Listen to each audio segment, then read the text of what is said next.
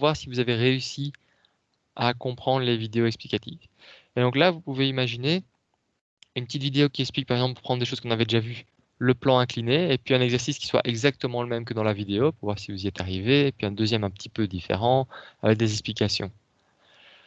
L'idée du livre, c'est que vous pouvez suivre ça quand vous le voulez, et que vous avancez à votre propre rythme. Sachant que si pour vous c'est facile, tant mieux, vous n'avez pas à prendre beaucoup de temps dessus. Si pour vous c'est difficile, ben, il ne faut pas hésiter à m'envoyer un mail, à me contacter via Teams. Sachant qu'on a 2 heures de moins en cours, ben moi je veux bien répondre pendant la semaine à vos questions sur les activités qu'on a mises sur Moodle ou sur un cours précédent. Ensuite, il y aura les lives, où là je ferai questions-réponses. Monsieur, Oui, ce qu'il y avait déjà sur Moodle, ça compte pas? Ou c'est euh, vraiment à partir de la semaine après Toussaint que c'est là que ça va compter ce que vous allez mettre? je vais en reparler, mais c'est une Ça très va. bonne question. Je vais en reparler. Donc les 2 heures de live, mais j'en parle juste après. Les 2 heures de live seront des questions-réponses, plus un ou deux gros exercices. Donc c'est-à-dire que c'est là que je fais la différence. Sur Moodle, on vous donne des petits exercices pour vous entraîner, pour être sûr que vous arriviez à le faire aussi chez vous en libre. Et en live, on vous donne les questions-réponses, on répond à toutes les questions que vous avez, et on fait un ou deux gros exercices que là, enfin comme on a fait souvent en classe, vous voyez, des trucs plus longs où vous auriez eu beaucoup plus de mal à faire ça vous-même sur Moodle. Alors en termes de cotation, si on ne sait pas organiser tout ça, il faut encore que je vois mes collègues pour vraiment être sûr à 100%, mais ce qu'on se disait qu'on allait faire, c'était le dire que tout ce qui est avant tout ça, ça donne des points bonus, et tout ce qui est après tout ça, c'est la cotation permanente. Vous voyez l'idée? Et donc, après tout ça, on va commencer à faire des éléments sur la dynamique. Donc, tout ce qui sera à partir de la dynamique, ça comptera comme la cotation permanente. Parce que là, en soi, vous avez 2 heures de cours en moins par semaine. Donc, il faut, je veux dire, allez, là, il faut aller travailler. Et donc là, ça rentrera vraiment dans la cote finale, en négatif comme en positif. Si vous ne faites rien, vous commencez avec 0 sur 30, rappelez-vous. Par contre, ce qui était avant, là, on considère que c'est du bonus parce qu'il y avait déjà les cours en présentiel et donc ce seront les points bonus. Ça répond à ta question? Et aussi, vous allez noter après par exemple, s'il y a un quiz ou quelque chose, vous allez noter à côté que c'est après Toussaint parce qu'on peut vite se tromper. On peut Oui, mélanger bah, avec les anciens et tout. à mon avis, ce sera aussi simple que ça, ce sera à partir du chapitre sur la dynamique. Mais Ok, une ça fois, va. ça, il faut encore que je discute un tout petit peu avec mes collègues. Mais une fois que c'est fait, on clarifiera bien ça. Bien Ça sûr. va. Oui? Ça veut dire que si on a 2, 3 exercices à faire à la maison, par exemple, et que, bah, je sais pas, moi, on a faux, parce que voilà, c'est la première fois qu'on l'a fait et tout, ça compte sur 30. Ça veut dire. Alors justement, c'est là que ça va être assez différent. Ce qui est avant tout ça, vous pouvez le réessayer autant de fois que vous voulez. Et le but, c'est que vous réussissiez à avoir quelque chose de juste. Et donc là, les points bonus, c'était, si vous vous souvenez, ça devenait vert si c'était 100% juste. Pour ce qui est de la préparation du livre, on va plus compter la préparation, justement. Donc pas que ce soit juste, mais que ça a été fait. Ok. Et c'est pour ça qu'on va bien. Et c'est pour ça qu'en fait, j'ai pas encore donné trop de détails parce qu'il faut qu'on se mette exactement d'accord avec les collègues. Qu'est-ce qu'on considère comme fait? Est-ce qu'on considère que c'est juste l'avoir fait? Ou est-ce qu'on considère que c'est avoir eu au moins 3 sur 10, par exemple? Se dire que 3 sur 10, c'est quand même faisable. Ou est-ce que, voilà, c'est un peu ce genre de choses qu'on va discuter ensemble. Parce qu'on a eu grosso modo le week-end hein, pour discuter. Euh, mais ce sera ce genre d'idée-là. Et donc, vous inquiétez pas pour cette cotation permanente de 30%. A priori, ce sont des points donnés. Juste pour vous encourager, c'est un peu le principe du caron et de la carotte et du bâton. Juste pour vous encourager à les préparer sur Moodle avant d'aller en live. Ça va? Ça répond à toutes vos questions? Oui, Ok, oui. super. Euh, oui, voilà. Bon, bah, puisque vous êtes là, ça a marché. Pour toutes les séances de live, je vous inviterai comme aujourd'hui. Vous voyez, vous allez recevoir un mail avec une invitation et ça apparaîtra dans votre calendrier dans Teams. Si ça vous convient pas, s'il y a jamais un prof qui fait une autre méthode que vous préférez, vous pouvez me dire. Enfin voilà, voilà, moi je suis vraiment ouvert. Il faut que ça vous plaise le mieux. Moi je trouve que ça marche pas mal. Comme ça apparaît vraiment dans votre calendrier. Mais du coup, ce qui apparaît dans le calendrier suite à e-perso, c'est pas là-dessus qu'il faut cliquer. C'est vraiment sur la réunion que moi j'aurais créée. Ok. Bon, à partir de maintenant, je vais enregistrer la réunion, sauf si quelqu'un l'avait déjà fait pour moi. Hop. Ok, parfait, c'était déjà lancé. Magnifique, merci à celui qui l'a fait. Ah oui, pour l'instant, je vous les ai laissés tous les droits dans la réunion. C'est-à-dire que vous avez plein de pouvoirs, vous pouvez muter les amis, vous pouvez lancer l'enregistrement et tout. Moi, j'aime bien comme ça, voilà, comme ici, j'ai pas lancé au tout début, vous, ça vous intéressait de le lancer plus vite, vous l'avez fait, c'est super. Si jamais il y a des dérives, c'est-à-dire, là pour l'instant, vous avez le pouvoir de muter les amis, vous avez le pouvoir de kicker les amis, etc. Si jamais vous employez ça mal, alors je vous enlèverai des droits. Donc on va dire que je vous fais confiance. Pour l'instant, je vous laisse tous les droits. Comme ça, si jamais vous avez quelqu'un que vous voulez aider, un ami que vous n'arrivez pas, qui n'arrive pas à rejoindre, vous pouvez l'inviter vous-même, vous pouvez activer son micro à sa place, etc. On va essayer comme ça pour l'instant. Si ça marche pas, je vous enlève ces droits-là. Ok. Alors aujourd'hui, on va voir une partie qui est entre la dynamique et la cinématique, qui est ce qu'on appelle l'accélération centripète. Donc ça, j'ai déjà mis une vidéo pour les curieux sur Moodle, mais comme on ne l'avait pas vu en classe, je vais le voir avec vous. Si vous vous rappelez, la vitesse, c'est un vecteur. Et dire que c'est un vecteur, ça veut dire qu'il y a une norme pour ce vecteur, une longueur, par exemple 5 km/h, et un sens, une direction. Par exemple, de Bruxelles vers Liège.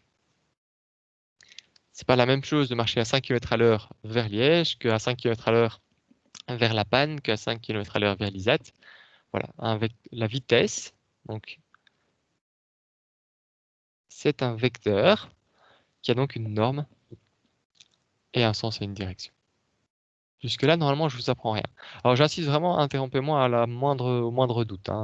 Si je dis quelque chose qui vous semble bizarre, si ce que j'écris n'est pas lisible. Voilà.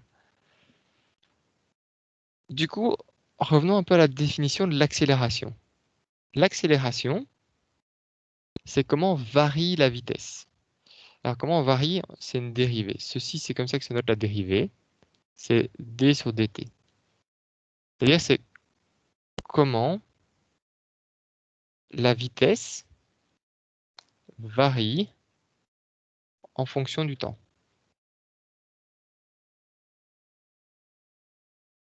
C'est ce qu'on se disait. Si ma vitesse, elle ne varie pas en fonction du temps, si ma vitesse est tout le temps la même, à midi, je fais du 5 km/h, à 13 h, je fais du 5 km/h, demain, je fais du 5 km/h, là, ma vitesse ne varie pas et donc mon accélération est nulle. Par contre, si à chaque heure, je gagne 1 km/h, ben là, j'ai une accélération qui est de 1 km/h à chaque heure, donc 1 km/h carré. Mais, on peut décomposer cette vitesse. Je peux dire que c'est la dérivée.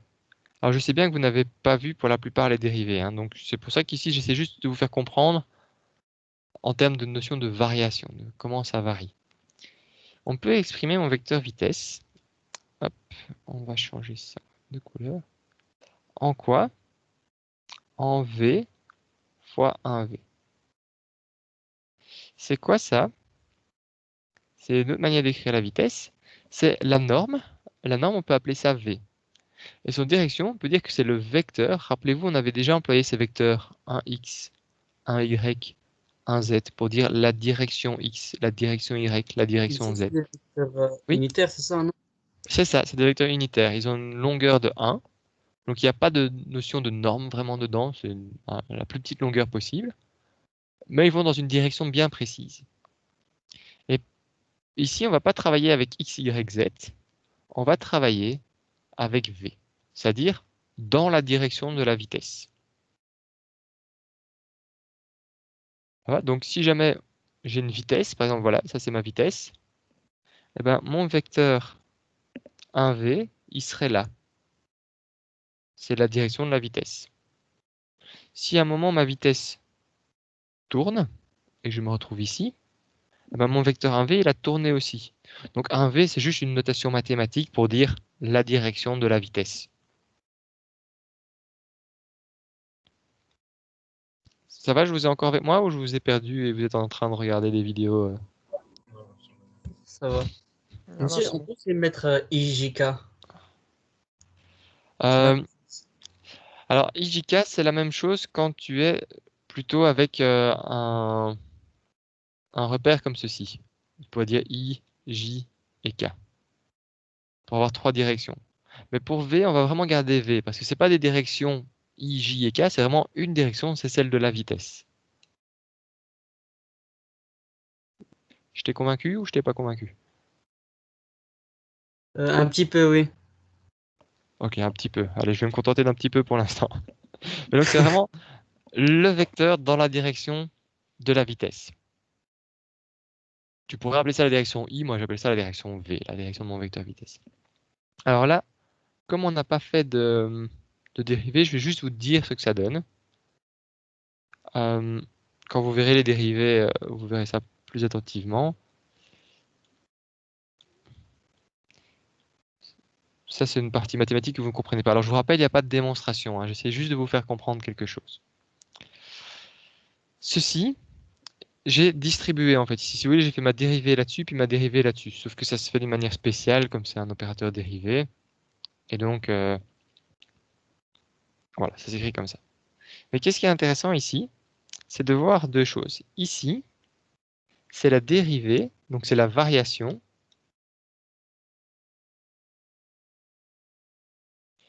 de la norme. Donc ça, c'est la variation vraiment de ce que vous appelez quotidiennement la vitesse. De 5 km/h, de 20 km/h, de 30 km/h. Et de l'autre côté, on a la variation de la direction et du sens.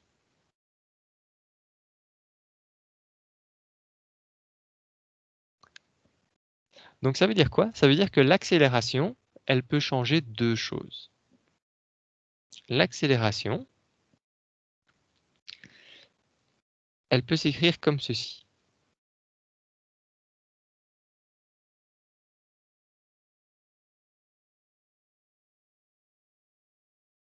J'ai ici une accélération qui est tangentielle. Le T ici, c'est pour accélération tangentielle. Cette accélération, comme on le voit ici juste au-dessus, c'est l'accélération qui fait changer vraiment la norme de la vitesse. Est-ce qu'on va plus vite ou moins vite? Typiquement, vous imaginez un bonhomme qui court. Moi, je suis très nul en dessin, alors ça va être encore pire maintenant. Alors, un bonhomme qui court, il a les bras comme ça. Voilà, on imagine qu'il court, hein, d'accord, avec beaucoup d'imagination. Si j'ai un bonhomme qui court, si je viens le pousser, alors rappelez-vous, j'ai F égale ma, c'est-à-dire que si je le pousse, je donne une accélération. Donc si je viens pousser mon bonhomme dans le dos, tac, comme ça, ben, mon bonhomme, il avait déjà une vitesse comme ça. Donc là, je pousse dans le sens de la vitesse. Ça donne une accélération qui est tangentielle. J'accélère, ma vitesse augmente. Si jamais mon bonhomme qui court toujours,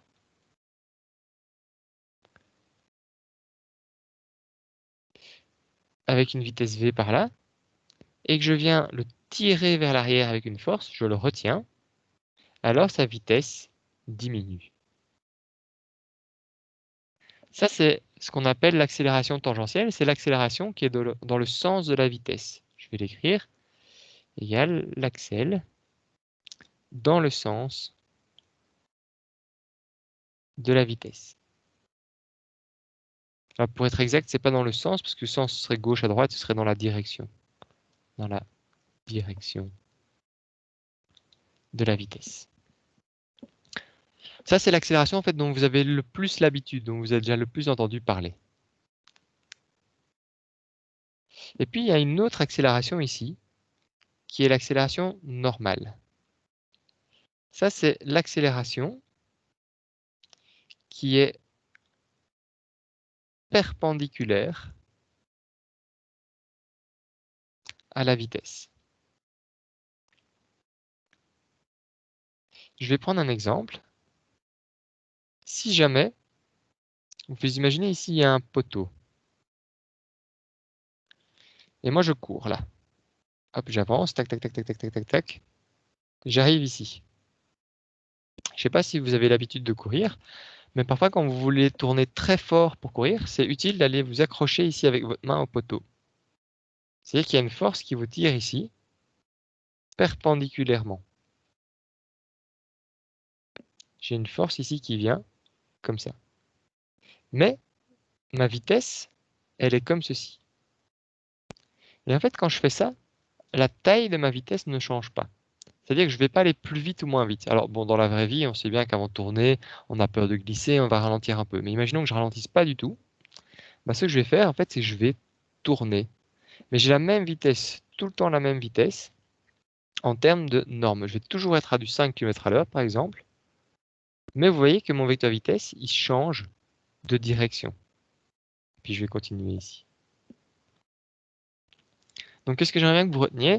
C'est que l'accélération, ça peut changer la vitesse, c'est ce qu'on appelle l'accélération tangentielle, mais ça peut aussi changer la direction, le sens de votre vitesse. C'est ce qu'on appelle l'accélération normale. Et donc, si on accélère quelqu'un, donc si on lui applique une force, si on applique cette force dans le sens de sa vitesse, il accélère, il décélère. Si on applique cette force perpendiculaire à sa direction, il tourne. Est-ce que c'est clair ça pour l'instant pour vous ou pas trop?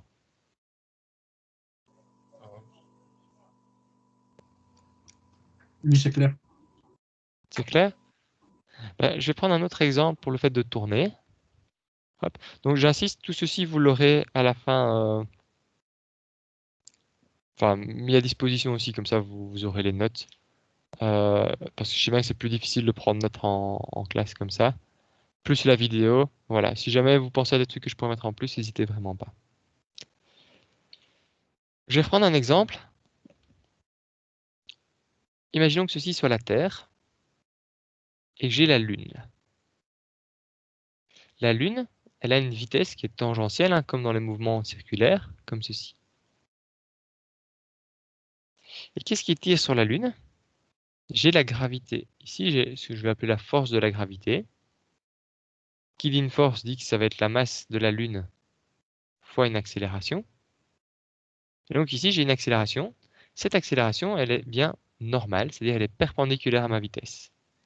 Ça a quoi comme effet? Ça veut dire que ma Lune, elle tourne toujours à la même vitesse, hein. Vous savez bien que votre Lune, elle ne va pas tout d'un coup accélérer et puis décélérer. Mais par contre, son vecteur vitesse, il change constamment de direction.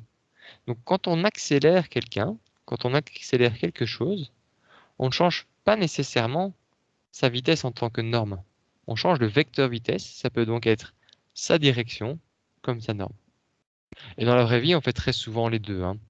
Une voiture qui tourne, typiquement, on va un peu freiner pour ralentir et en même temps, on va tourner les roues pour créer une accélération qui va être perpendiculaire au mouvement et tourner. Une accélération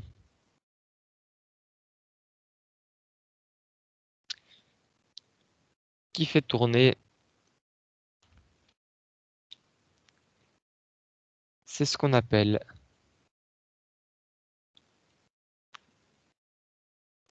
hop, une accélération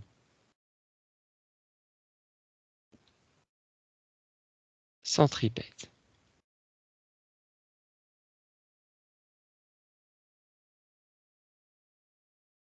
Et ça, il y a une formule en plus que vous devez connaître, désolé. C'est que l'accélération centripète, c'est égal à la vitesse tangentielle au carré divisé par le rayon de courbure. Donc si je prends ici mon exemple, ma vitesse tangentielle, elle était là, et mon rayon de courbure, ce serait ceci. On verra aussi que cette formule, on peut l'écrire autrement. Rappelez-vous qu'on avait vu qu'il y avait un lien entre les variables de vitesse, accélération et tout ce qui est mouvement angulaire, donc vitesse angulaire, etc. Ce lien, c'était le rayon. La vitesse tangentielle, c'est la vitesse angulaire fois le rayon. Et donc, si je remplace ça là-dedans, ça te donne oméga carré R carré sur R. Et donc, si je simplifie les R, ça donne oméga carré R. Donc, j'ai ici deux formules qui sont les mêmes, en fait, hein, parce qu'il y a celle-ci. Donc, ça, c'est l'accélération que moi, je retiens. Mais rappelez-vous que si jamais on vous donne une vitesse angulaire, ben, il y a aussi cette formule-là, grâce à celle-ci.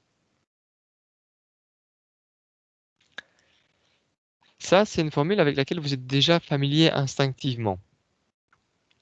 C'est-à-dire que, par exemple, vous savez que si vous êtes en train de tourner en voiture, plus vous allez vite, plus vous allez sentir une force sur vous. Rappelez-vous, accélération, force, c'est la même chose. Et donc, plus je vais aller vite, plus l'accélération pour tourner va être forte, et donc plus la force va être forte.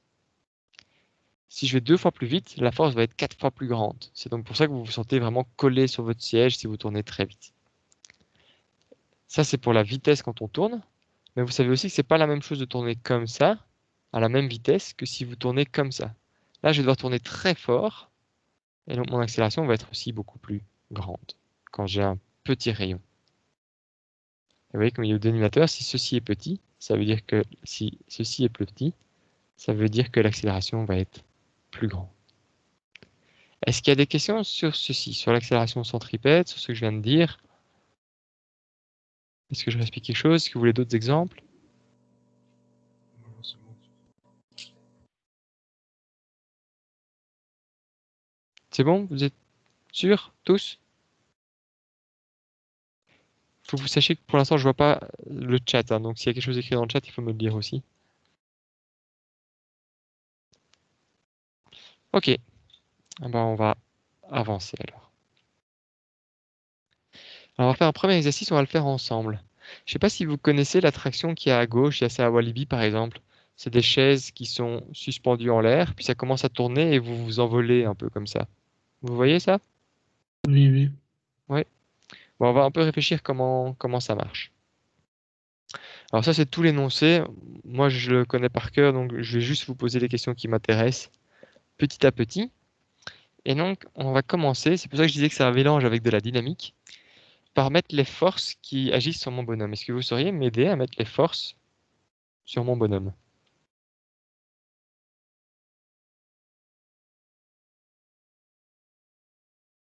Il y a une force qui va vers le bas et vers le haut. Oui, c'est quoi la force qui va vers le bas? C'est la gravité. Oui, voilà, c'est son poids. Et quelle est la force qui va vers le haut? C'est la force de la corde. Ouais. Du coup, est-ce que ça va vraiment que vers le haut ou est-ce que ça va pas tout à fait 100% vers le haut?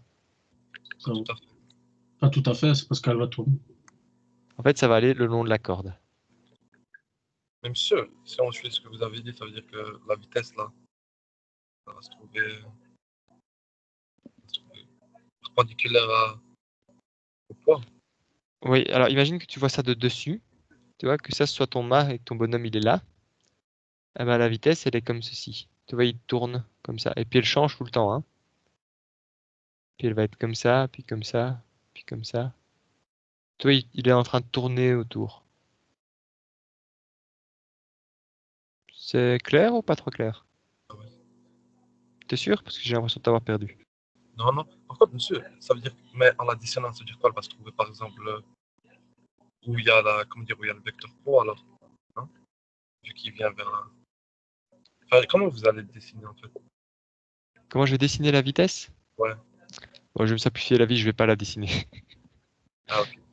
Bah, si on devait la dessiner, ici, la vitesse, moi, personnellement, si tu m'obligeais à le faire, je la dessinerais comme ça. Pour dire que la vitesse, tu vois, là, elle sort, elle vient vers moi. Ah, ouais. Maintenant, tu peux aussi essayer de faire un peu de la perspective et te dire que la vitesse, elle est peut-être comme ceci. Tu vois? Et puis elle va être là comme ça, et puis là comme ça. Mais comme c'est le schéma comme il y a ici, c'est très chouette pour se représenter à quoi ça ressemble, le mouvement. Mais par contre, pour dessiner les forces, c'est pas génial parce que tu es en perspective, donc il faudrait faire des forces en perspective aussi. C'est d'ailleurs pour ça que je vais pas la dessiner, mais c'est sûr que le bonhomme, bah, il est en train de tourner comme ça, dans le sens des flèches là. Et donc sa vitesse, elle va être tout le temps tangentielle à la trajectoire.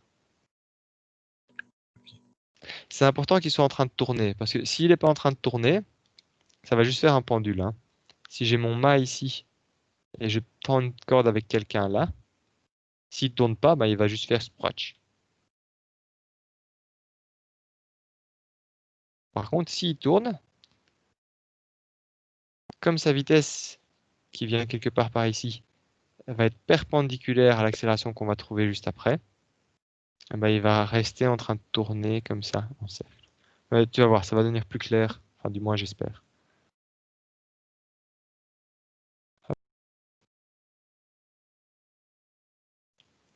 Il y a encore des questions sur ce que j'ai commencé là, ou si j'ai mal répondu à une question, il ne faut pas hésiter, hein.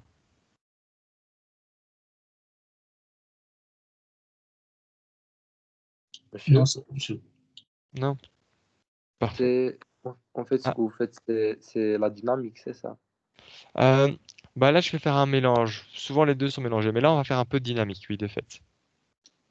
Je vais pas Mais ce voir que vous vraiment. avez fait, Répète? ce que vous avez fait là, c'était quoi? Là, j'ai juste mis les forces, mais donc oui, ça va être de la dynamique. Mais ça ressemble à la statique. Tu vois, dans la statique aussi, on mettait les forces. Ça va. Est-ce que d'après vous, il y a d'autres forces qui agissent sur mon bonhomme qui tourne? La force qui le fait tourner? Voilà, bah alors, justement, ça c'est très courant, c'est très dur à comprendre, mais il n'y a pas de forces qui le font tourner. En fait, ce qui va faire tourner, c'est déjà les forces qui sont là. On va le voir justement.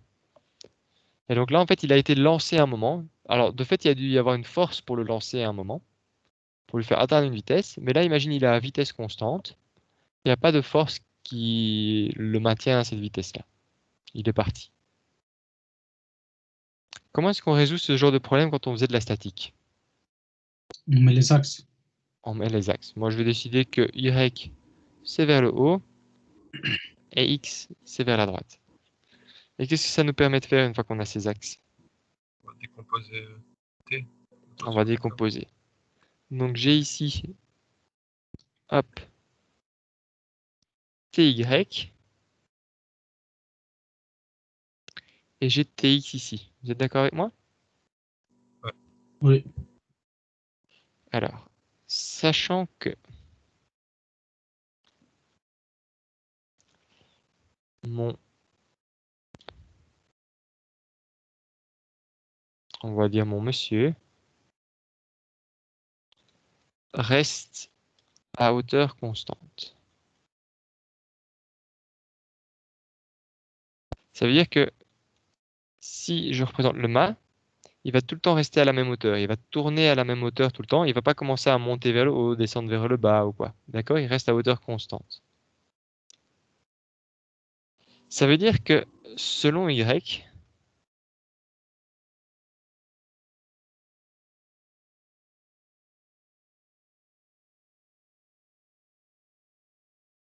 à votre avis, est-ce que je suis en statique ou en dynamique?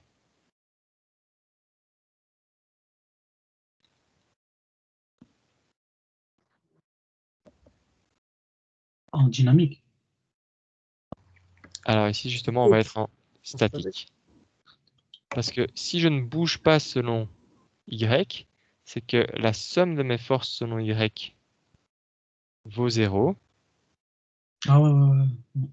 Si jamais je commençais à accélérer vers le haut, vers le bas ou quoi, alors là, oui, je serais en dynamique. Mais la dynamique, c'est quand la somme des forces ne vaut pas 0. Mais ici, c'est pour ça que c'est un bon exercice, je trouve, de transition.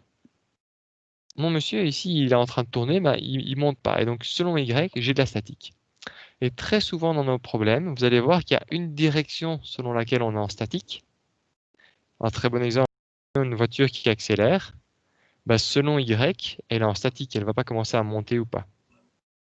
Et donc très souvent, il y a une direction qui sera en statique. Par contre, l'autre direction, ici, selon x, je suis en dynamique.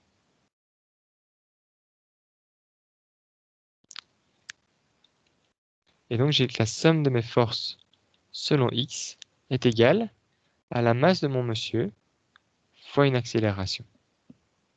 Ça, c'est la loi fondamentale de la dynamique. La somme des forces est égale à ma, celle-ci.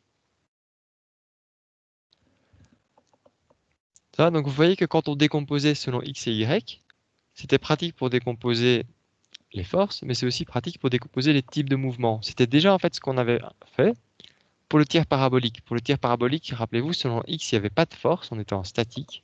Selon y, il y a des forces, on était en dynamique. Ça vaut quoi la somme des forces selon y? Si j'écris comme d'habitude, P plus blablabla, etc.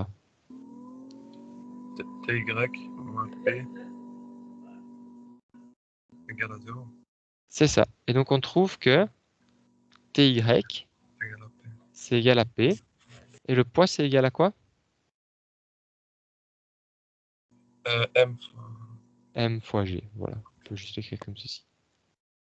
Et tant qu'on y est, si on faisait un peu de trigono, si j'appelle ceci l'angle alpha, TY, je peux l'exprimer comment? Je peux écrire ça T fois quoi? T fois le sinus de alpha. T fois le sinus de alpha. Ah, c'est dommage que vous n'ayez pas eu l'interro, hein. Vous étiez bien chaud là. Mais ouais, monsieur, c'était des fripes. Ouais, je sais. Ouais. Je m'attendais vraiment pas à ce qu'ils la suppriment. Franchement, il suffisait qu'ils attendent une semaine. En plus, c'était que des interros, donc vous veniez quasi pas à l'école. Il n'y avait aucun risque de contamination. J'ai pas compris. J'ai pas compris. C'est pour ça qu'on l'a reporté. On l'a pas annulé pur et simplement. On espère vraiment qu'on pourra la donner, mais bon, c'est pas nous qui décidons vraiment. Ok. Alors ici, pour l'instant, je vais m'arrêter là. Je sais pas aller beaucoup plus loin. Maintenant, quelle est la somme des forces selon x? Qu'est-ce que j'ai comme force selon x? TX. Voilà, j'ai tx et c'est tout en fait, hein. Bonne réponse. Et du coup, ça c'est égal à quoi? M fois 1. À m fois A. Voilà, ça c'est... Au début, on a parfois un peu de mal de ne pas oublier, mais en dynamique, c'est pas égal à 0, c'est égal à ma. Comment est-ce que je peux écrire tx? Ce serait t fois quoi? T Co- fois Cosinus d'alpha. T Non, fois non, le fois le cosinus. sinus. Non? Alors ça va être fois le cosinus. Tu vois, alpha, il est là. Ouais. Donc tu vois que tx, c'est le côté adjacent à l'angle. Juste à côté. Ah ouais, ça. Toi, tx, il est juste ici. Et ça, c'est égal à ma. Alors ici, ce qui nous intéresse, c'est de trouver quelle est cette accélération. On aimerait bien savoir c'est quoi cette accélération. Et donc, je vais remplacer ici mon t, que je pourrais trouver grâce à ceci. T, c'est égal à la masse fois petit g, divisé par sinus alpha. D'accord, j'ai juste fait passer le sinus alpha ici, de l'autre côté. Si à un moment je vais trop vite ou quoi, n'hésitez vraiment pas, hein. Et donc, si je remplace mon t, je remplace t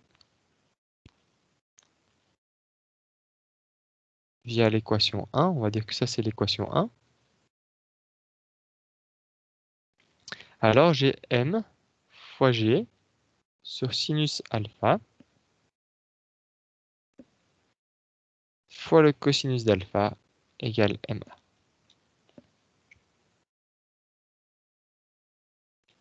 Et donc ici, je trouve que je peux simplifier les m.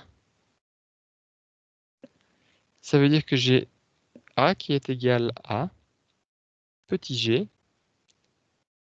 Et est-ce que vous êtes d'accord avec moi que sinus alpha sur cos alpha, c'est égal à la tangente d'alpha? Oui. Et donc là, je vais écrire g divisé par tangente d'alpha. Monsieur, Oui? quand vous avez remplacé le T, j'ai pas compris pourquoi vous avez fait mg sur sinus fois cosinus d'alpha. D'accord. Ici, donc, je cherche a. Donc, j'aimerais bien trouver tous les autres éléments. Et donc, je ne sais pas ce que c'est t. Mais grâce à ces équations-ci, tu vois, Mhm. selon Y, trouvez ce que vaut T. T, il vaut M fois G sur sinus Ah alpha. ouais. J'ai juste remplacé ici en dessous. Ouais, c'est bon, ça va. Merci. Pas de souci. Vraiment pas de souci. Ok. Du coup, maintenant, il me reste plus qu'à trouver cet angle alpha pour trouver mon accélération. Donc vient la question. Que vaut alpha? Alors ici, j'étais un peu vite. Mais dans l'énoncé, on vous disait que ma barre faisait 5 mètres de haut. Et que mon fil qui tient mon bonhomme fait aussi 5 mètres de haut. Et enfin, on vous disait que votre bonhomme se trouve à 2 mètres de haut. D'accord? Et moi, rappelez-vous, je cherche en fait quel est l'angle alpha. Donc là, je viens de refaire ce schéma-ci, mais avec des longueurs et un peu mieux. Donc c'est comme si j'avais dit que la barre ici fait 5 mètres de haut, que la corde fait aussi 5 mètres de haut ici. Mais juste, j'ai pas envie d'abîmer toutes mes flèches, etc. Donc j'ai fait un petit schéma à côté. Alors comment est-ce qu'on peut trouver alpha là-dedans, d'après vous?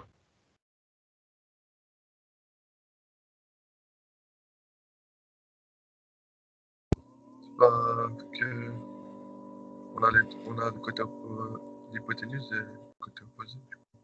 C'est ça. On a l'hypoténuse et le côté opposé. Donc je sais que le sinus de alpha, c'est égal à l'opposé. Il vaut combien l'opposé? 5. 5. Alors attention, 5 mètres, c'est tout ça. Ah, c'est 3 3. mètres. 3. Ouais, c'est 3. Donc je vais l'ajouter. J'aime bien les couleurs, hein, vous avez déjà remarqué. Donc ici, ça c'est 3 mètres hein, du coup. Donc ça va être 3 sur combien? Sur 5. Sur 5.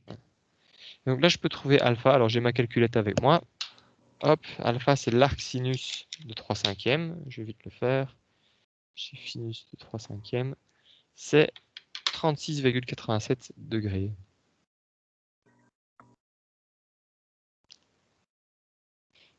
Du coup, je peux trouver que A, alors je vais prendre G égale 10, ça va être 10 sur tangente de 36,87. Ça veut dire que A est égal, alors je vais vite le faire, à 13,33333 mètres par seconde au carré. Donc, comment est-ce qu'on a résolu cet exercice? On cherche l'accélération sur mon bonhomme. Là, on n'a fait que la dynamique. Pour l'instant, on n'a même pas parlé de force centripète. On dit juste, bah tiens, mon bonhomme, il est tenu par une corde. Qu'est-ce qu'il y a comme force sur lui? Bah, il y a la tension dans la corde, il y a le poids. Mais on voit que comme il y a un angle ici, comme ma tension là, il y a un angle, ça va contrebalancer selon Y. Mais selon X, j'ai ma tension qui va tirer vers la droite. Maintenant, ça tourne, donc en fait, elle va tout le temps tirer vers le centre. Est-ce que ça va jusque-là pour tout le monde? Oui. Oui? Ouais, ça va. Ok, magnifique. Donc ça veut dire quoi pour l'instant? Ça veut dire qu'on a une accélération qui vaut 13,3 mètres par seconde carré. Alors si je vais passer... Attendez. Hop. Est-ce que ça va marcher de faire ça? Ça va peut-être pas marcher.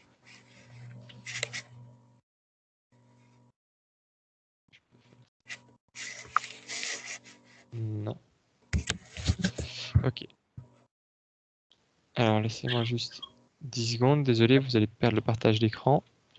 Ça va revenir, vous en faites pas.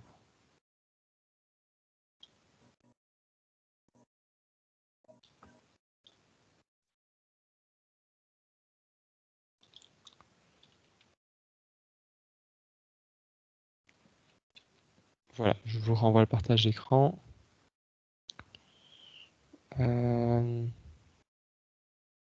Pas encore. Si vous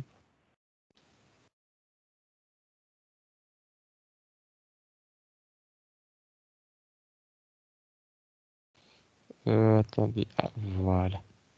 Vous voyez bien mon écran? Oui. Oui, oui. Donc pour l'instant, j'ai fait la première chose qui était de trouver quelle est cette accélération ici. Ah, si. Alors j'avais dit 13,3, 40 tiers c'est 13,3.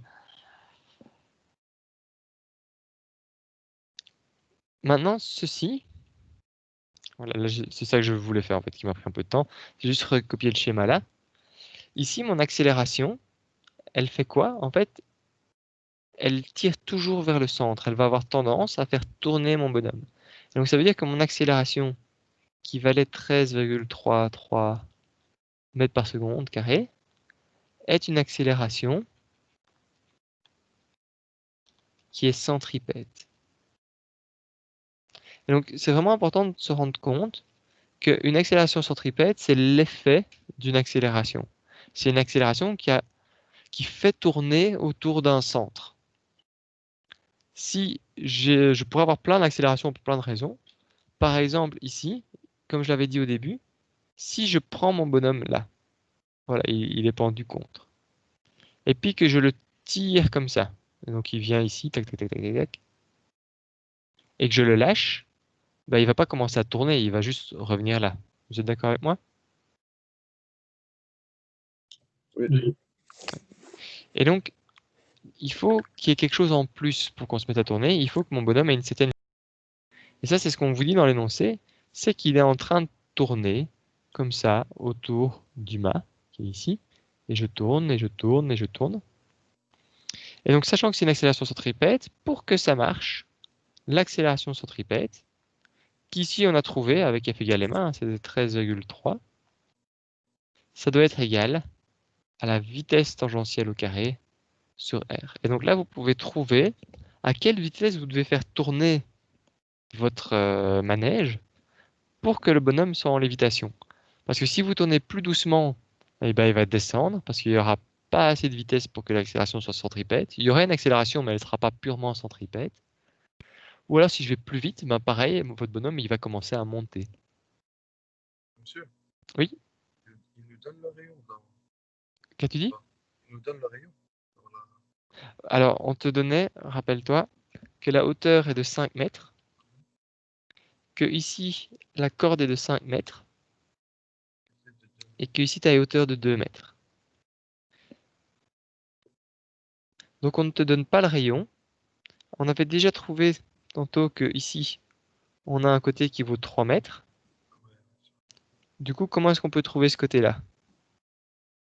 La même chose avec avec Pythagore. Voilà, alors on pourrait partir avec Socatora, etc., mais Pythagore, ça semble vraiment une bonne idée. Je vais appeler ce côté-là x. Pythagore, c'est que x carré plus 3 au carré est égal à 5 au carré. D'accord? La somme des carrés des côtés qui ne sont pas l'hypoténuse est égale au carré de l'hypoténuse. Oui, si j'ai un triangle, si j'ai A, B, H, j'ai A carré plus B carré égale H carré. C'est Pythagore.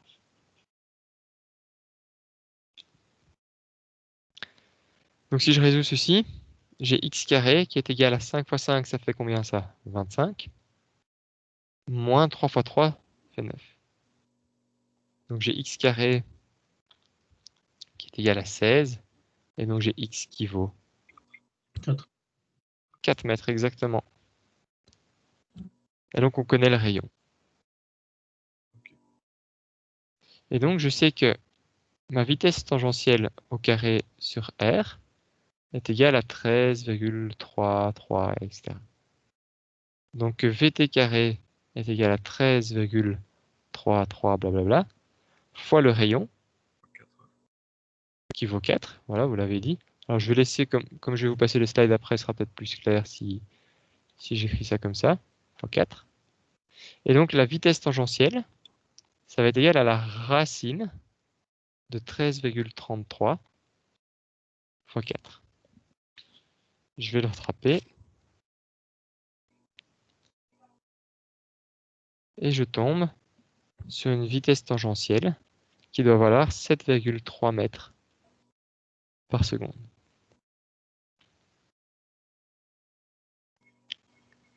Monsieur, Oui. J'ai un trou de mémoire. Comment vous avez fait pour trouver 13,33? Alors 13,33, c'est l'accélération qu'on a trouvée. Si tu te souviens, on a trouvé que Tx était égal à ma. Mhm. Et alors, on avait cherché c'était quoi Tx? C'était T fois sinus alpha. Puis on Ah avait ouais. remplacé T jusqu'à trouver A. Ok, ça va, merci. Donc le A, c'est de... hop, trouver... Bon, toi ici, ça va pas t'aider, mais à la page précédente. Comme ça, quand vous le relisez, vous vous demandez peut-être un peu moins d'où il vient. D'accord. Donc à la page précédente, j'ai juste fait de la dynamique. J'ai juste dit, tiens, qu'est-ce qu'elle vaut la somme de mes forces? Elle vaut MA. Je trouve la tension, je trouve le poids, je trouve Tx, je trouve Ty, et donc je trouve l'accélération. J'ai une accélération de 13,33 mètres par seconde au carré. Très bien. Maintenant, cette accélération, elle a un petit truc spécial. Et là, on passe plutôt en cinématique. C'est que c'est une accélération qui a comme effet, elle est perpendiculaire à la vitesse, elle a comme effet d'être centripète, elle fait tourner. Et là, on peut savoir, ben, ok, mais pour que ça tourne, parce qu'on vient de nous dire, on tourne à vitesse constante, etc. Pour que ça marche, il faut quelle vitesse? Et alors là, on sait que l'accélération centripète, c'est égal à vt carré sur r, à ceci. Et grâce à ça, je peux trouver la vitesse. Donc là, je sais que si je tourne à du 7,3 mètres par seconde, eh ben alors, mon bonhomme, il reste en l'air. Alors 7,3 mètres par seconde, ça fait combien de kilomètres par heure?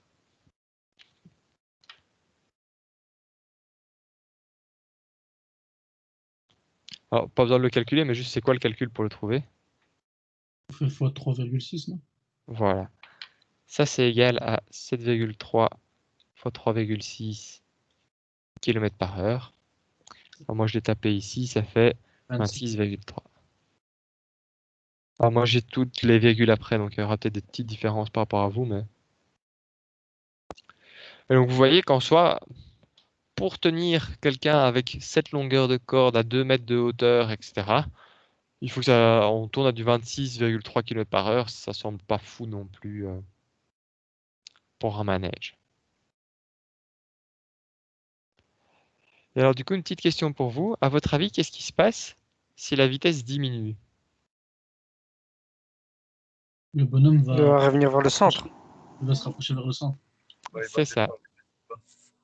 c'est ça. Il va descendre.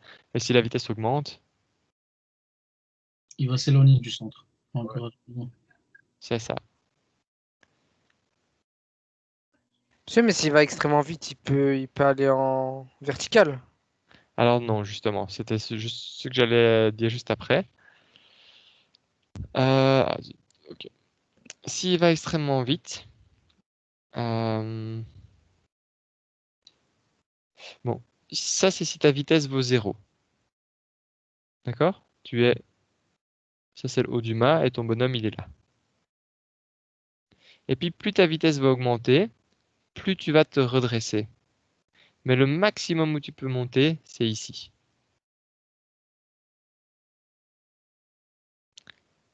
Tu ne seras jamais allé plus haut.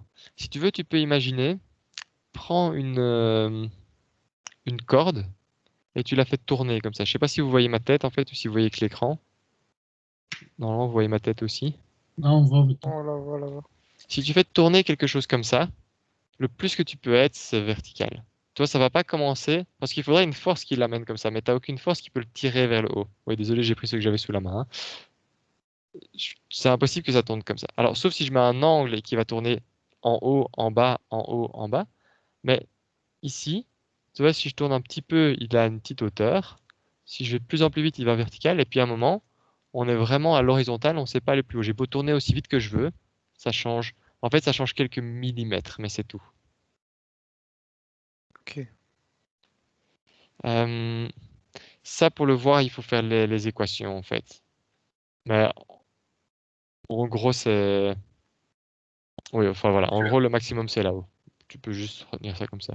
Monsieur. Oui. Donc en gros, c'est ça la dynamique. La dynamique, c'est... Attends, C'est ça, la dynamique, c'est F égale ma. tout le temps. C'est qu'il y a des forces qui sont pas nulles et donc qu'il y a une accélération.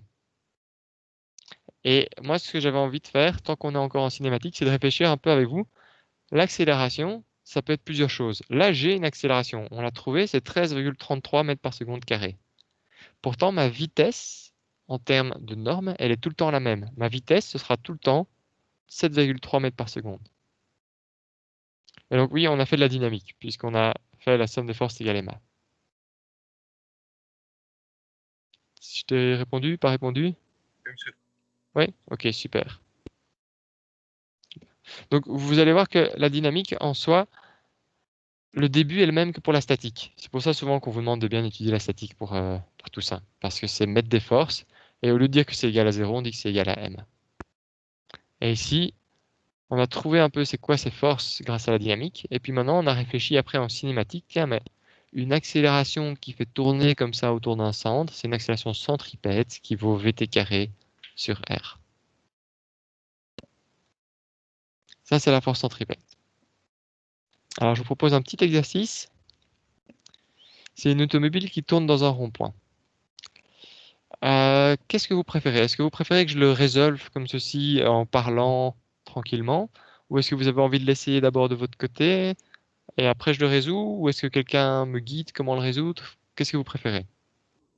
Vous pouvez, monsieur, par exemple, juste dessiner un schéma, mais vous nous direz, genre, on doit nous donner les forces et tout ça. Ça marche. Donc, j'ai une automobile de 800 kg qui tourne autour d'un rond-point. Alors, moi, je suis très mauvais en schéma, mais donc j'ai mon rond-point et j'ai mon automobile qui arrive ici, vue de dessous. Donc, elle arrive ici avec une vitesse qui est tangentielle. Et puis, elle va tourner comme ça. Ma vitesse tangentielle, on nous dit c'est 30 par heure. Le poids de ma voiture, on me dit que c'est 800 kg. Et on me dit que le rayon de courbure, c'est-à-dire la distance entre le centre de mon rond-point, je vais changer de couleur pour que ce soit un tout petit peu plus clair. La distance entre le centre de mon rond-point et l'endroit où ma voiture tourne. Ici, j'ai un rayon qui vaut 24 mètres. Et là, on vous demande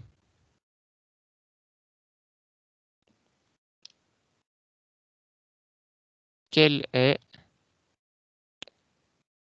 Oups, c'est féminin l'accélération.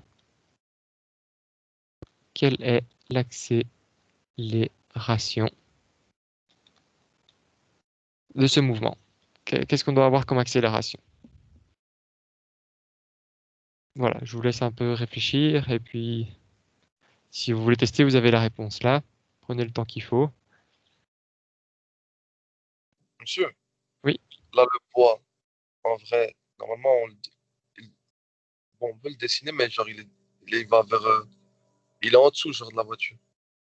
Le Il va poids? vers le, ouais, vers le sol. Oui, si on voulait dessiner les forces, il rentrerait dans la feuille. Ok. Alors ici, tu vas voir, on n'a pas vraiment besoin de dessiner les forces. Mais de fait, si jamais j'y tenais vraiment, je pourrais dessiner... Oups, désolé. Je pourrais dessiner mon poids qui rentre dans la feuille. Si j'avais vraiment envie de le faire. Bah ici, c'est même pas nécessaire. On n'est pas encore en dynamique.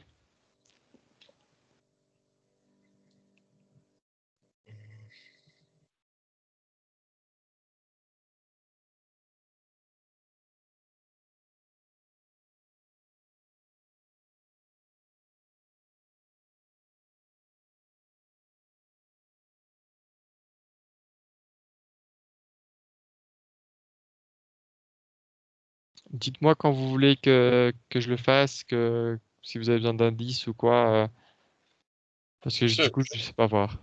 Oui? juste, du coup, on n'a pas besoin d'axe, non? Non, ici, c'est vraiment que de la cinématique en fait. Donc, il y a même pas besoin d'axe. Il y a juste besoin... voilà, en fait, avec le schéma, c'est grosso modo fini. Et du coup, on doit mettre, monsieur, on doit faire la formule là, de tout à l'heure, là, genre vitesse au carré divisé par R. C'est ça, c'est juste ça. Ici, en fait, il faut se rendre compte que c'est une accélération centripète, hein, puisque ça va me faire juste tourner. Et donc, ça va être égal à vt carré sur R. Maintenant, Ouais, la donc là, il question, faut c'est... juste appliquer la formule. Oui, c'est ça. Bah, c'est... En soi, l'accélération centripète, c'est pas quelque chose d'extrêmement compliqué, c'est juste une formule de plus à connaître et se rendre compte que c'est quand on tourne. Monsieur, Mhm. ça fait 37,5. Ça fait la réponse finale, l'accélération de 32,5, t'as dit? Non, 37,5. Ok, bah là c'est parce qu'il faut faire attention aux unités. 37,5 mètres, Mètres par seconde au carré, non? mètres par seconde tout court. Bah, ici, regardons un peu les unités. Mon rayon, c'est combien? 24 C'est 24 mètres. mètres. Ma vitesse, c'est combien? 30 Il faut convertir. Ah, ils font convertir. Ouais. Voilà, ici j'ai des kilomètres par heure. Si je veux me retrouver ici avec une accélération en mètres par seconde, il faut ici que j'ai des mètres par seconde. C'est vrai. Comment est-ce que je passe de kilomètres par heure en mètres par seconde? Divisé par 3,6. C'est ça. 30 divisé par 3,6. Là, cette fois-ci, j'ai des mètres par seconde sur 24.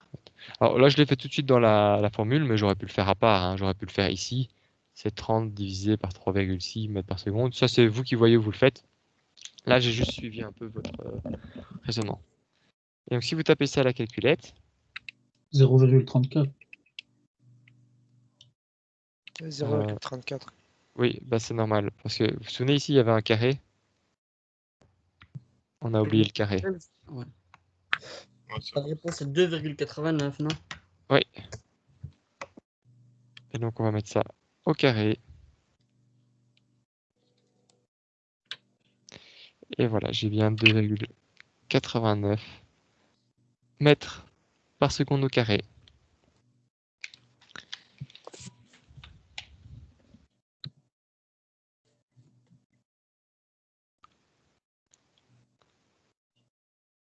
Donc là, voilà, vous connaissez la vitesse et vous savez le rayon avec lequel vous voulez tourner. Vous connaissez l'accélération. Alors, avant de réfléchir à ce que ça veut dire, j'aimerais bien que vous me trouviez, du coup, quelle est la force que je dois appliquer pour avoir cette accélération. F est égal à M fois 1. Voilà, donc là, c'est de nouveau un peu dynamique. La force est égale à la masse fois l'accélération. Comme on a l'accélération, On vous donnait la masse. On vient de trouver l'accélération. Et donc, je trouve ici. ok.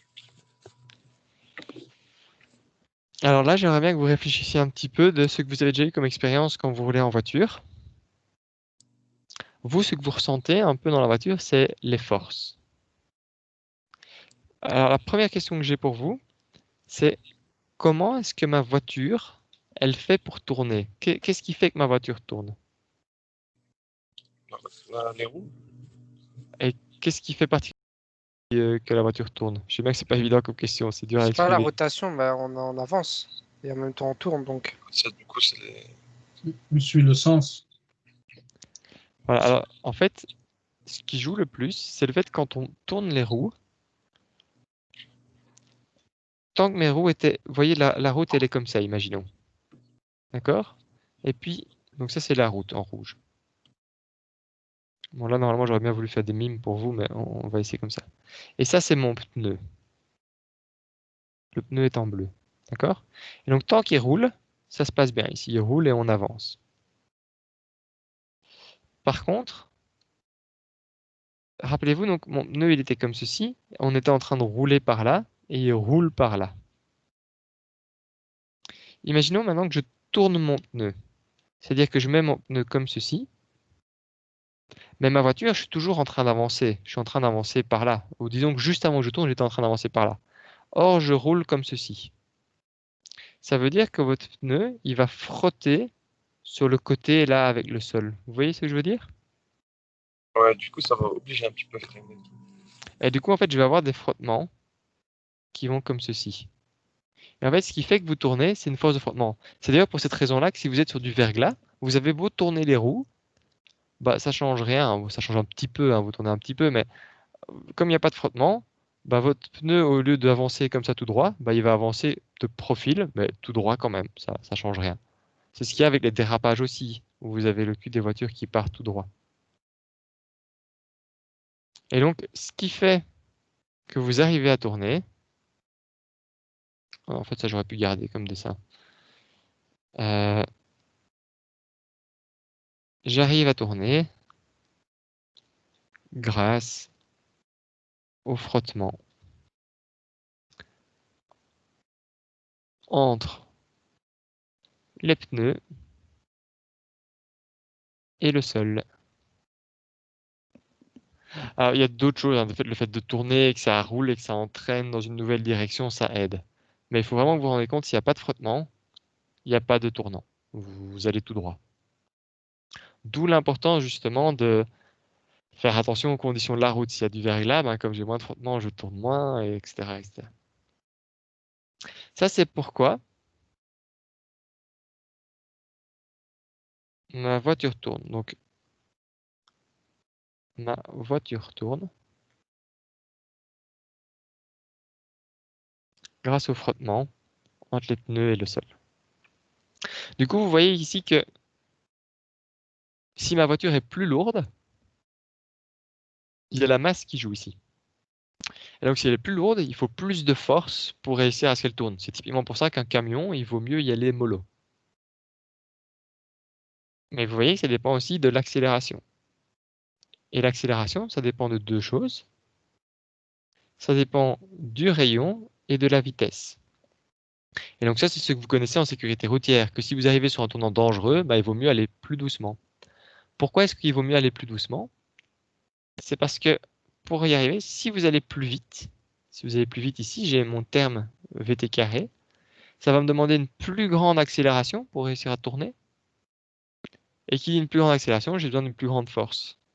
Et donc ça veut juste dire que si vous voulez réussir à tourner, il faut que vous réussissiez à garder l'adhérence avec le sol, à vraiment que vos pneus frottent très fort sur le sol pour y arriver. Alors c'est ce que vous voyez dans certaines courses de Formule 1, il y a des grosses traces de pneus dans certains tournants. Mais vous, typiquement, à un moment, vos pneus, ils tiennent plus le coup. Et donc vous aurez beau faire ce que vous voulez, être un pro du volant, tout ce que vous voulez, bah, il y a une vitesse maximale que vous pouvez avoir dans un tournant. Alors, si vous êtes un pro du volant, vous allez réussir à atteindre cette vitesse maximale, à prendre le meilleur angle pour avoir le meilleur rayon, etc. Mais il y a quand même un maximum. Vous ne pouvez pas monter à l'infini comme ça, sauf si vous avez de la glu au niveau des pneus. Ce qu'on peut faire, c'est ce qu'ils font en Formule 1, on verra un petit peu. Mais vous voyez que ça dépend ici de la masse. On verra ça dans un exercice plus tard. Il y a moyen de... Oui, il y avait une question? Ok, bon, on verra ça plus tard, mais il y a moyen d'augmenter la pression sur le sol. Les Formule 1, elles ont des petits ailerons qui permettent de se relever, ce qui fait que le vent vient pousser sur la voiture sur le sol et augmente son adhérence. Ça, on en parlera un peu plus tard. L'autre chose que vous savez, c'est que, imaginons donc que mes pneus ils soient fixes, hein, je peux pas les changer. Il y a donc deux solutions. C'est quand je veux tourner. Soit je ralentis, et alors je peux faire un virage très court. Soit si j'ai pas envie de ralentir, je veux que ma vitesse elle reste la même, égale constante, comme j'ai déjà écrit quelques fois. Et alors je suis obligé de faire un virage plus long. Ça, c'est avec une vitesse qui est grande, et donc mon rayon est grand. Ça, c'est avec une vitesse petite, et donc mon rayon est petit. Alors tout ça, vous le connaissez déjà instinctivement, mais là, vous avez les formules qui vont avec. C'est clair pour tout le monde? Oui. Alors j'ai une question, là on a réfléchi pourquoi ma voiture tourne. Et pourquoi le passager tourne? Son poids, non? Alors son poids, Vu Tu qu'il a subis la suivi même force que la voiture. attendez, vous avez parlé en même temps? Vas-y, Jamal, vas-y. Ouais, non, moi, je dis ça. Ouais, moi, j'ai dit, il subit la même force que la voiture. Et pourquoi il subit la même force que la voiture? Parce que lui aussi, Et il est à l'intérieur. Pas dans la même direction, il va dans la même direction que la vitesse. à la même vitesse. Et... Mais qu'est-ce qui fait qu'il subit la même force? Parce que on a dit que là, la voiture elle tournait grâce au frottement entre les pneus et le sol. Mon humain, il n'a pas de pneus sur le sol. Non, mais il est dans la voiture. Non, en fait, Et- c'est comme le truc centripète. Il suit aussi la. la vitesse. Et quelle est la force sur l'humain qui fait cette force centripète? La gravité. Alors la gravité, non. Tu vois que la gravité, si je suis dans ma voiture, Il est poussé vers l'arrière. la gravité, elle va vers le bas comme ça. Et donc c'est pas dans le sens du tournant. Ça fait juste qu'il... Bon, c'est un peu lié à la gravité, mais C'est son poids, non? C'est son poids, vu qu'il.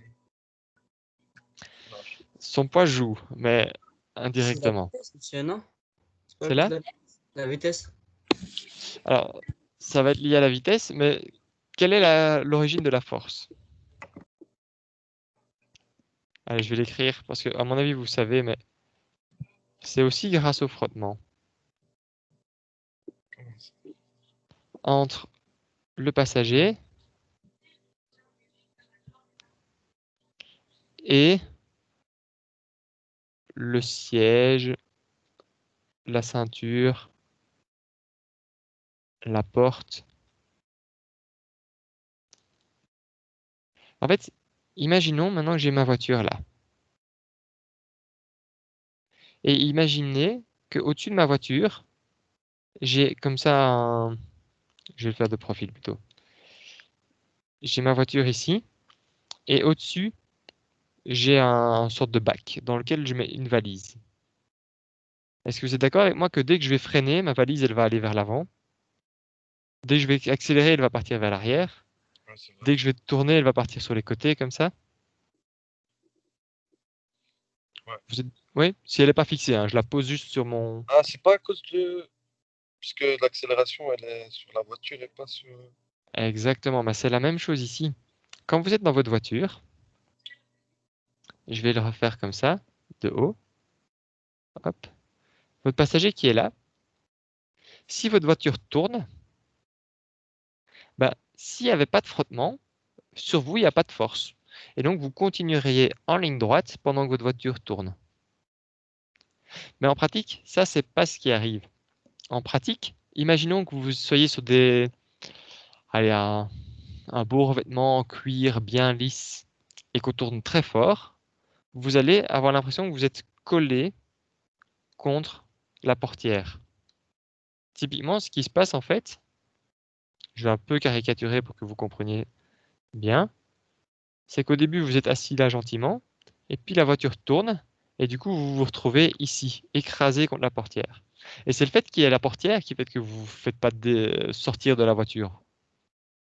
C'est le Ouais, fait que vous êtes retenu par la portière. Alors, la portière, c'est dans les cas extrêmes où on va quand même fort vite, et donc il faut une grande force, et que les forces de frottement avec le siège ne suffisent pas. En pratique, souvent, on sent juste qu'on est un peu retenu. D'ailleurs, on sent qu'il y a le haut du corps qui bouge, mais pas les fesses. Ben, c'est parce que les fesses, elles sont tenues par le siège. Après, souvent, la deuxième chose qui bloque, c'est la ceinture. Et puis après, c'est la portière. Et puis s'il n'y a pas de portière, ben, normalement, vous n'êtes pas là parce que vous êtes mort. Donc voilà. Ah. Et là, il faut bien se rendre compte que ce qui fait tourner ici mon bonhomme, c'est la force je veux dire, de la porte dessus. Et sans porte, sans ceinture ni rien, vous partez dans tous les sens. C'est d'ailleurs pour ça qu'on met une ceinture en cas de crash, hein. S'il n'y avait pas de crash, votre voiture, elle s'arrête. Et vous, il n'y a aucune raison que vous vous arrêtiez.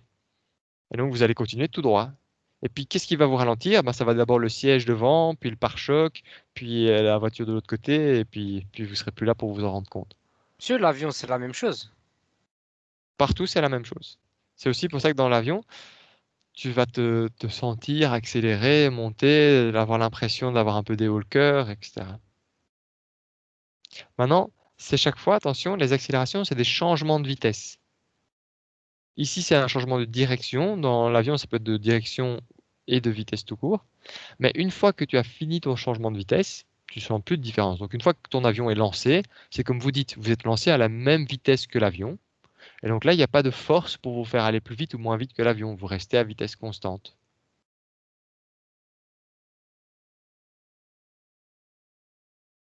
Ça va? Oui. Alors je vais juste faire un petit mot sur, est-ce que vous avez déjà entendu parler de la force centrifuge? Oui. Ouais. Alors la force centrifuge et la force centripète, c'est la même chose, c'est la même formule. Sauf que la force centrifuge, c'est quelque chose, on va dire, d'humain. comment dire, ici, je vous ai montré que la vraie force qui existe, c'est la force de la porte qui vous pousse. C'est elle qui vous fait tourner. Mais vous, dans la voiture, vous êtes en train de faire tourner le volant. Vous voyez votre voiture qui part vers la gauche. Et dans votre tête, ça vous semble logique que vous aussi, vous allez aller partir vers la gauche. Vous êtes à l'intérieur, vous dites, je tourne le volant, tout le monde va aller à gauche. C'est très dur pour quelqu'un qui se retrouve à l'intérieur d'une voiture de se rendre compte, ah, ma voiture va à gauche, mais moi, je continue tout droit. Personne ne s'est jamais dit ça en roulant en voiture.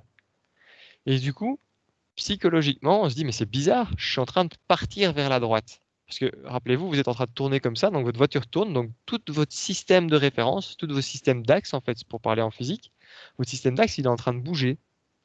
Le système d'axe bouge, et vous vous dites, mais c'est bizarre, je suis en train d'essayer d'être poussé hors du système d'axe, là. Qu'est-ce qui se passe? Ça, c'est ce qu'on appelle la force centrifuge. C'est la force qu'on ressent quand on met le référentiel sur soi, quand on regarde les choses par rapport à soi. Ici, regardez, j'ai chaque fois fait mes schémas de l'extérieur. Je regarde la voiture, mon bonhomme de l'extérieur. C'est clair que ma voiture va à gauche, mon bonhomme va tout droit. Mais du point de vue du bonhomme, c'est pas du tout clair que ça se passe comme ça. Et donc, vous allez avoir l'impression, c'est ce que vous ressentez quand vous êtes en voiture, si on tourne à gauche, vous êtes emporté vers la droite. Ça, c'est ce qu'on appelle la force centrifuge. Pourquoi j'ai commencé par la force centripète? Parce que la force centrifuge, c'est pas une vraie force. C'est une force qu'on a l'impression de retenir. Et qui vaut quoi? Qui vaut exactement l'inverse de la force centripète. Monsieur, Oui, la force centrifuge, c'est pas comme par exemple si on met de l'eau dans un seau et qu'on fait tourner le seau et que l'eau ne tombe pas. C'est ça la force centrifuge, par exemple. oui, c'est ça. Mais là, Ah, encore une d'accord. fois, alors je suis désolé, vous allez de nouveau reperdre, j'avais pas prévu assez de... Je vous le remonte bientôt. Ne vous inquiétez pas, je suis toujours là.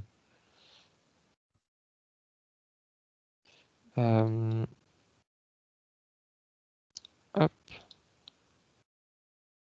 Et je vous partage ça. Voilà. Dites-moi quand vous voyez ma feuille blanche. C'est Non. bon. C'est bon. Ok. Alors, mon seau, hop, il est comme ça, et il y a de l'eau dedans. D'accord? Et puis il y a la poignée là, et moi je suis en train de le faire tourner. D'accord? Donc ceci est un seau. Qu'est-ce qui se passe en fait? C'est que pour l'instant, tout dans le seau, il est en train de tourner comme ça. Tout dans la vitesse du seau, pour employer les notations qu'on connaît, ça rentre dans la feuille là. Vous voyez? Mais ce qui fait qu'à un moment, mon seau, il va tourner.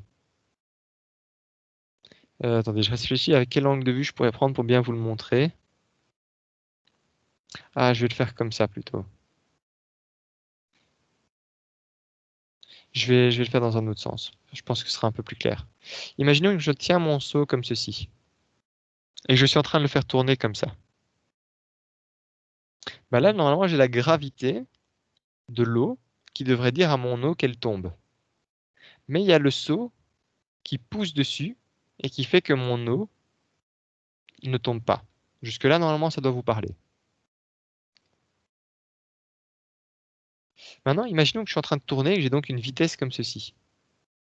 Ça veut dire que si je décompose en deux parties, c'est-à-dire je vais mettre mon seau en rouge et mon eau en bleu, hein, on va être original, ben, ça veut dire qu'à un moment, mon seau, il est là, et que mon eau, normalement, ben, elle devrait toujours être là.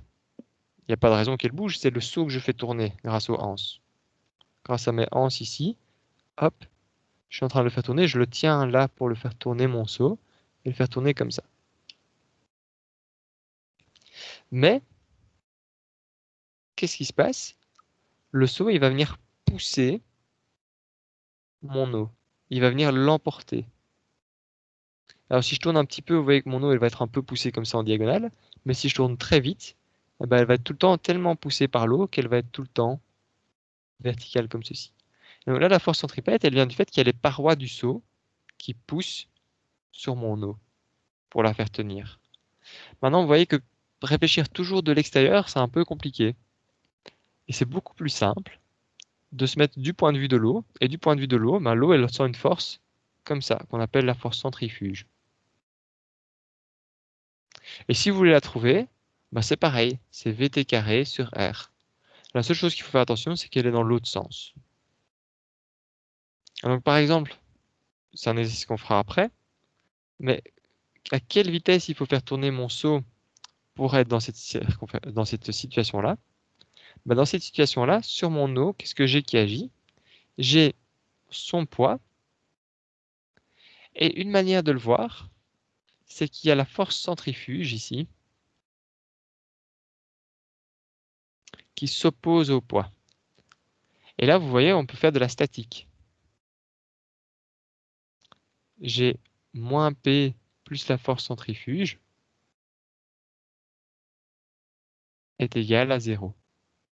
Et donc j'ai ma force centrifuge qui vaut Vt carré sur R est égale au poids qui vaut mg. Et donc là, vous pouvez imaginer si j'ai un seau de, on va dire, allez, qu'au total ça fasse 1 mètre, je vais avoir Vt carré sur 1 est égal à quoi? À la masse du seau, disons que c'est un seau de 1 kg, fois 10. Et donc la vitesse qu'il faut pour réussir à faire tourner ce seau, c'est racine de 10 mètres par seconde. Vous voyez ça ou j'étais beaucoup trop vite? Ouais. Monsieur, ça veut dire que quand on va la tourner, il faut plus ou moins avoir une vitesse tout le temps la même. Parce que si on ralentit à un moment donné, le poids, il va prendre l'eau, elle tourne. C'est ça.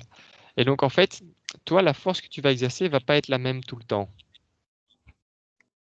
Parce que tu vois que chaque fois ton poids, il joue différemment par rapport à l'angle. Par exemple, ici, c'est pour ça que j'ai choisi à cet endroit-là, c'est parfaitement opposé. Par contre, ici, tu vois que le poids, il est comme ça, et donc la force que tu dois exercer est grande. En fait, pour être exact, si tu réfléchis maintenant à force centripète, tu vois la force centrifuge, c'est super pratique pour faire des calculs. Maintenant, si on calcule en force centripète, quand tu es là-haut, comme ça, la seule force centripète que tu as, c'est le poids. C'est ce qu'on avait écrit ici en fait, hein. Ma force centripète, c'est le poids. Quand tu es ici, la force centripète que tu as, c'est la normale, qui vaut le poids. Donc ces deux situations-là sont pareilles, c'est juste pas la même situation. Par contre, quand tu es ici, bah, la force centripète que tu vas mettre, c'est juste avec quelle force tu tires, comme ça. Parce que là, le poids, il n'est pas du tout à la force centripète, il est dans le sens tangentiel. Rappelez-vous, la force centripète, ça doit être quelque chose qui est perpendiculaire au mouvement. Et donc, tu vois que dans cette situation-ci, l'endroit où tu vas le plus tirer, ce sera dans ce genre de situation-là. En haut, en fait, tu ne tires pas. Tu vas lancer, et puis hop, ça va continuer tout seul, puis tu vas lancer, ça va continuer tout seul, tu vas lancer, et ainsi de suite. On verra ça aussi avec des loopings, on en fera quelques-uns. J'ai répondu à ta question ou pas? Yes. Yes, parfait. Magnifique. Voilà, donc je vous ai expliqué la force centripète pour que vous vous rendiez compte à quoi ça correspond dans la vie. Très souvent, on va employer la force centrifuge parce que c'est plus simple pour résoudre les calculs. C'est plus simple de se dire, bah, tiens, quand je suis en haut, je suis en apesanteur, mon poids est contrebalancé par la force centrifuge. Alors vous en faites pas. Pour l'instant, c'est de la théorie. Comme je vous dis, on ne fait pas beaucoup de théorie. Là, c'est plus pour essayer de comprendre ce qui se passe dans la vie de tous les jours. Après, on fera les exercices, vous verrez, c'est vraiment tout le temps la même chose. C'est un peu comme on a vu avec le rond-point. En fait, ben, voilà, c'est une formule à appliquer et il n'y a pas grand-chose de plus à faire. Ok. Alors, reprenons un exemple. L'essoreuse. L'essoreuse à linge. Tout le monde voit ce que c'est une essoreuse pour le linge? Oui. Alors, je vais dire un truc un peu choc. Pour qu'une essoreuse, ça marche, il faut absolument, absolument, absolument qu'il y ait des trous dans l'essoreuse. C'est-à-dire, vous avez, je fais une essoreuse qui est verticale, comme c'est dans l'exercice ici. Donc vous avez ici votre bac vertical, vous voyez, et je mets le linge à l'intérieur. Eh ben, comment ça marche une essoreuse? vous allez avoir plein de petits trous. C'est pareil pour la salade, par exemple, hein, Pour que l'eau elle sort. qui permet exactement que l'eau elle sort. Et là, ça va être encore la même chose. Votre linge, vous avez votre paroi qui tourne. Elle tourne, elle tourne, elle tourne, elle tourne, elle tourne comme ça. D'accord? Ma paroi, elle tourne. Hop. Ce qui fait qu'avec les forces de frottement, elle va entraîner le linge qui est contre. Comme il frotte dessus, il va se faire entraîner par la paroi et il va commencer à tourner aussi. Maintenant, à chaque moment, mon linge, il a envie de sortir. Si vous voulez, à chaque moment, il sort et puis il y a la paroi qui le ramène dans le droit chemin. Puis il veut sortir, la paroi le ramène dans le droit chemin. Il veut sortir, la paroi le ramène dans le droit chemin. Et donc, c'est la paroi qui exerce une force centripète sur mon linge. Ce qui fait que mon linge, il reste à l'intérieur. Il va se mettre sur l'extérieur parce qu'il va avoir tendance à vouloir sortir, hein, avec cette vitesse tangentielle qui veut l'amener dehors, avec cette force centrifuge, si vous préférez. Par contre, l'eau, elle était chill sur votre linge, mais plus on va aller vite, plus votre eau et votre linge vont vouloir se séparer parce que ils vont pas subir les mêmes forces. Typiquement, votre linge, il est repoussé par la paroi, mais l'eau, elle va voir les petits trous dans la paroi et donc elle va réussir à sortir par les trous de la paroi. Et donc l'eau, elle va pas être influencée par cette paroi, elle va partir en vitesse tangentielle sur le côté, tranquille. Et le linge, lui, va continuer à tourner. Ce qui fait qu'au final, vous aviez du linge et de l'eau à l'intérieur. Mais après avoir beaucoup tourné, votre linge, il est toujours à l'intérieur, il n'a pas réussi à sortir. Mais l'eau, on lui a donné des petites échappatoires. C'est clair, pas clair? Si, monsieur. C'est comme dans la voiture, par exemple, si à la place de la porte, il n'y avait pas la porte. Ben, le C'est truc, ça. il sort. C'est Non. exactement ça. Exactement ça. Et du coup, ici, comment est-ce qu'on trouverait l'accélération centripète? On vous dit qu'on fait 5 tours par seconde et on a un rayon de 20 cm. Faudra mettre en radian, non? Exactement. Donc j'ai une vitesse angulaire, rappelez-vous, ça s'écrivait comme ça, de 5 tours par seconde. Ça fait combien de radians par seconde? 2 pieds radians. 2 pi radian. Ouais, un tour c'est 2 pi. Donc ici j'ai 10 pi radians par seconde. D'accord? Mhm. Et du coup, ça va être quoi mon accélération centripète? Est-ce que vous vous souvenez de la formule de l'accélération centripète déjà? Ou pas encore? VT au carré, divisé par R. Ouais. Alors ici, j'ai pas V, j'ai oméga. Est-ce que vous vous souvenez du lien entre VT et oméga? C'était la même chose, non? À un détail près. Regarde ici, la vitesse, c'est quoi comme unité? Mètres par seconde. Et oméga, c'est quoi comme unité? Radian par seconde. Ouais. Donc tu vois qu'il manque des mètres quelque part. À gauche ou à droite? À gauche. Enfin, à droite. Non, Ouais, non. à droite. Et donc ici, il faut que je rajoute des mètres. Je vais rajouter le rayon. Ça, si vous vous souvenez, ça c'est à quel point je tourne. 1 tour par seconde, 2 tours par seconde. Alors qu'à gauche, c'est ma vitesse, 5 mètres par seconde. Donc il faut que je multiplie par le rayon. Plus je suis loin du rayon, plus ma vitesse est grande. Pour la même vitesse de rotation, plus je suis loin, plus je fais beaucoup de distance en même temps. Ça va ça? Oui. Ça, bon, on n'a pas eu le temps de faire beaucoup avec cette formule, mais c'est une des formules anciennes. Ce que je veux dire par ancienne, c'est que c'est pas lié à la force centripète, c'est juste tout court, dans tous les mouvements circulaires, la vitesse tangentielle, c'est oméga fois R. Donc ici, je vais avoir oméga carré R carré sur R, donc j'ai oméga carré R. Oméga carré, c'était 10 pi, que je vais mettre au carré. Et le rayon, il vaut combien? 20 cm. Ok, j'écris ça comment? Comme ça?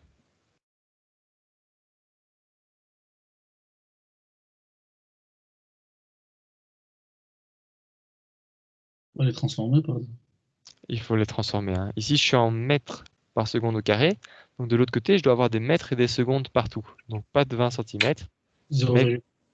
0, et ça, je vous laisse le faire, mais enfin allez, je vais le faire. 100 fois pi au carré fois 0,2, ça fait bien 20 pi carré radian. Et attention, comme c'est une accélération, pourquoi radian, je sais pas, mètres par seconde au carré. sûr. Oui. Moi, j'ai bugué là. Comment ça se fait que c'est R carré en haut là? Côté de l'oméga. Comment ici que c'est oméga carré et r carré là? Comment il est R? Il est devenu R carré. J'ai suivi tout ce qu'il y a. Ah, ok. Attends, je vais faire des couleurs, ça te simplifiera peut-être un peu la vie.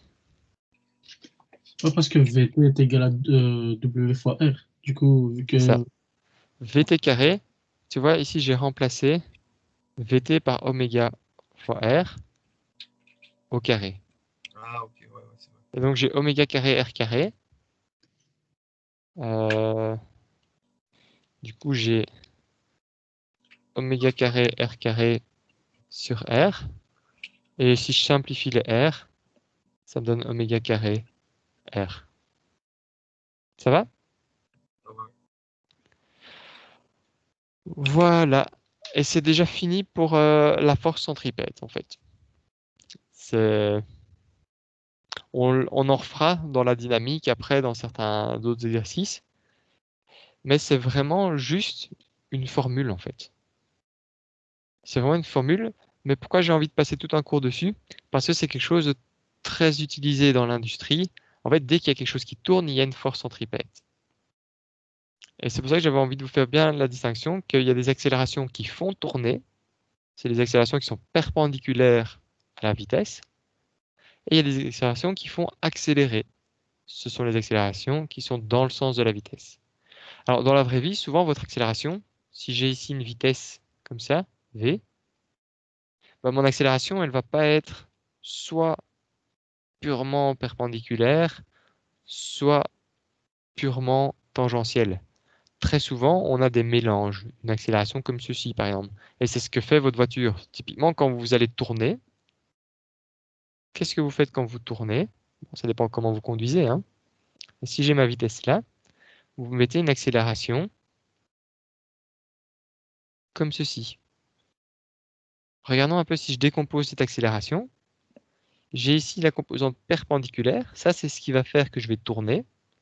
Mais j'ai aussi ici une composante tangentielle. Et ça, c'est ce qui va faire que je vais ralentir. Vous voyez?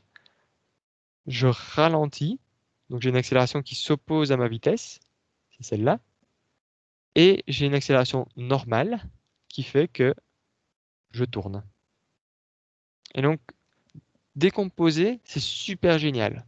On peut décomposer selon X, Y pour plein de problèmes, mais pour la vitesse, le plus logique, c'est de décomposer dans le sens de la vitesse et perpendiculaire à la vitesse.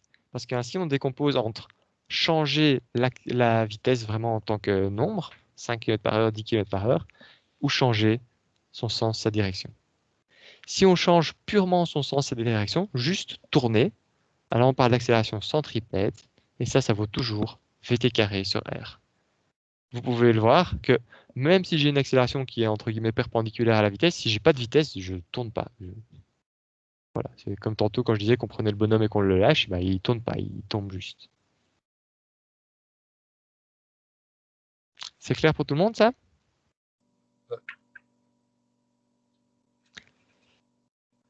Ok. Bon. Est-ce qu'il y a des questions sur la matière d'aujourd'hui ou sur n'importe quoi d'autre? Parce que moi, en fait, je vais pas faire encore quelque chose de différent aujourd'hui. J'ai fait tout ce que je voulais vous dire. Et donc, on peut s'arrêter là tout doucement. Ça m'intéresse d'avoir un peu ces dernières minutes aussi pour discuter avec vous de ce que vous en avez pensé du format du cours comme ça, si vous avez bien aimé, si vous n'avez pas aimé, si vous entendiez pas bien, enfin voilà, ça m'intéresse un peu d'avoir votre avis. Non, c'était bien comme ça, monsieur. Ouais, il n'y avait pas de Ça va, c'était bien, monsieur, c'était bien. ni rien. Oui, oui. Donc, c'est un Ouais. repos. Pas de bugs chez moi, mais plus de bugs chez toi, visiblement. Ça marche. MC, T'allais dire quelque chose? dans la vérité, c'est le premier cours